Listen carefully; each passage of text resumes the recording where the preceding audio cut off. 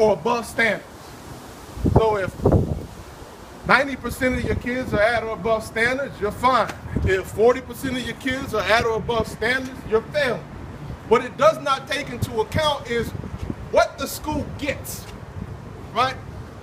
If a school in a low-income community, a kid that comes to a school in a low-income community at 5 years of age has heard 30 million fewer words in his lifetime, in his short lifetime, than a kid who shows up at the door of Blaine on the north side.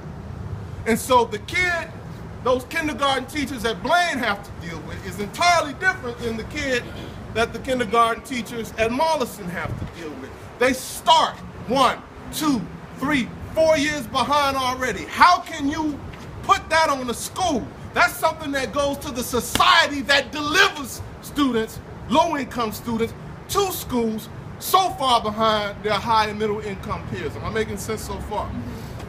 But you can't let the schools off, right? So you have to make sure that the city and the services that are supposed to be provided to students are provided, but teachers have to do what they're supposed to do. So the way I look at schools is by growth. What do you do with what you get?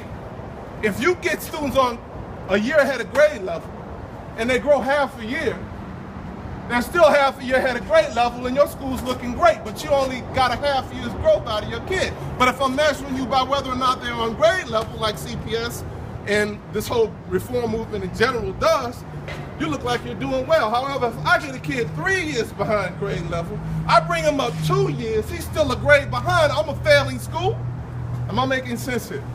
And so what we want to measure schools by is growth. And when we get to our next stop, we're going to talk about what happens when you measure a school by growth.